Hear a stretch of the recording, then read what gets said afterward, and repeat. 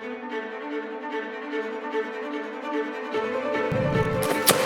the fuck do you mean?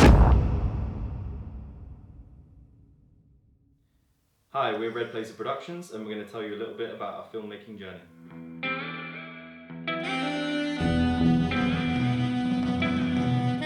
We're back, and we're going to talk about another one of my films, which was Four Queens. Do I need to be there?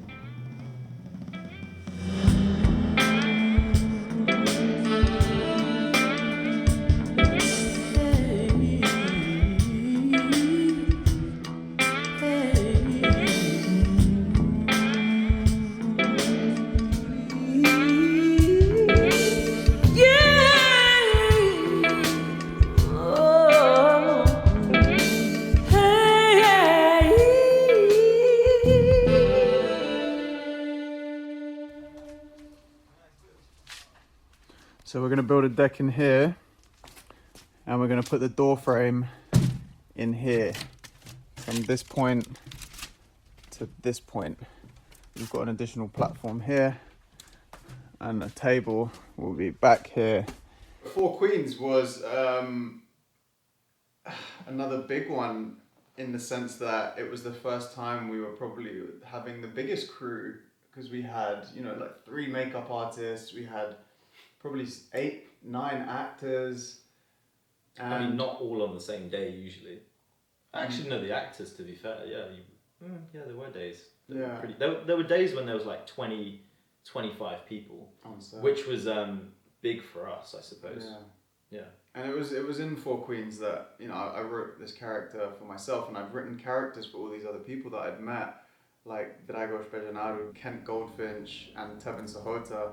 I brought them all together into this film, which is about human trafficking, and put them around this table, and it's kind of like a gangsterish setting, with a sort of Tarantino twist and a Guy Ritchie style. 2, 1. What? Cut. So this film was produced by Red Blazer Productions and 4 of One's Productions. We used the same location as Seven Suspects. We just had built a set on the other side of this basement.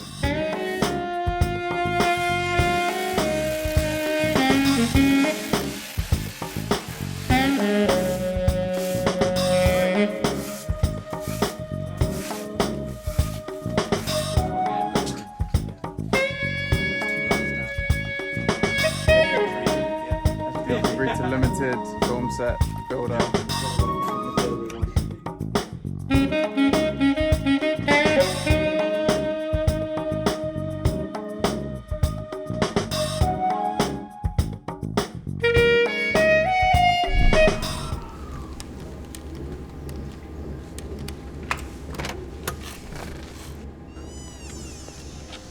Got a dancer here for you, boss.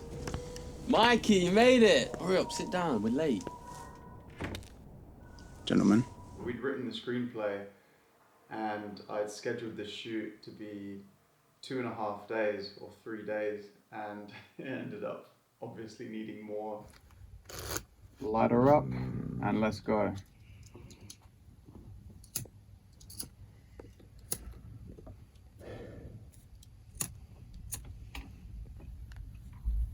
Is it too short?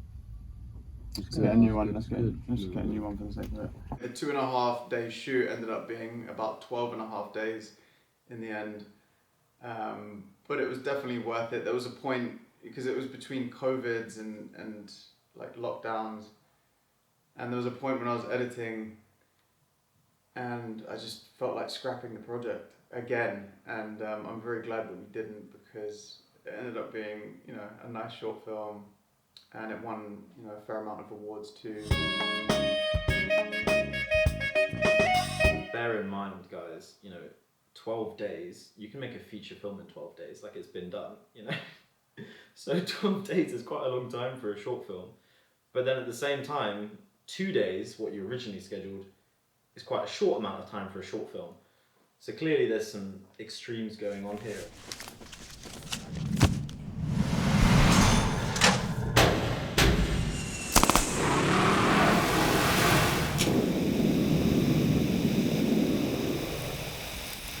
What it it was is that we'd scrapped a lot of the footage that we got on the first 2.5 days. And that's one of the luxuries of also making your own films, is that you can take the material away, watch it and see where you're going wrong. And I think a lot of the lessons that I've learned filmmaking are in post-production when you're watching your material back. What's interesting is that with lower budget productions, right, like the short films that we've made, you don't always have that option to reshoot, right? So like with huge Hollywood productions, there's usually a budget incorporated for reshoots and things like that, because it is important. You know, it doesn't matter how experienced you are as a filmmaker, you can look at something and it can read completely differently to what you imagined. And you might want to go back and you might want to reshoot that. Even though you've got all these departments in place, you've got digital imaging technicians who are checking the footage and all the rest of it, even though you have these people in place, mistakes can still be made. Or maybe it's just creative choices, you want to take it in a different direction when you reshoot.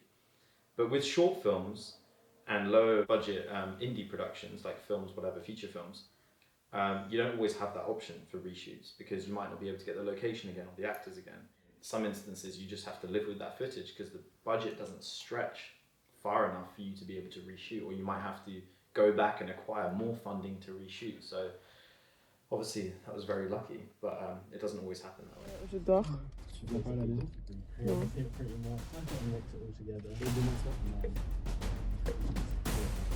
Shit up. Nou, wij zijn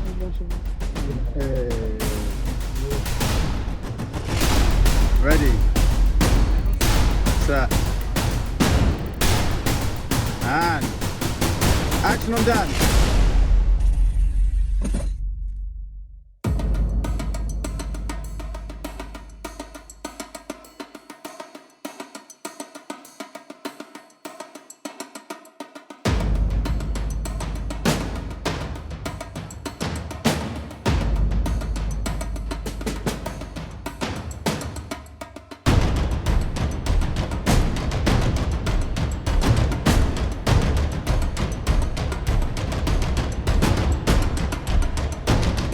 Identify who's passionate about filmmaking is going to be such a massive help for everyone, because you're not working for one person, you're all working for each other, because you're all trying to build each other up. So having that nice level equilibrium with people on a film set is priceless, because you don't want to be in a hostile environment. You want to be working and having fun, which is probably one of the most important things. Who the fuck is that?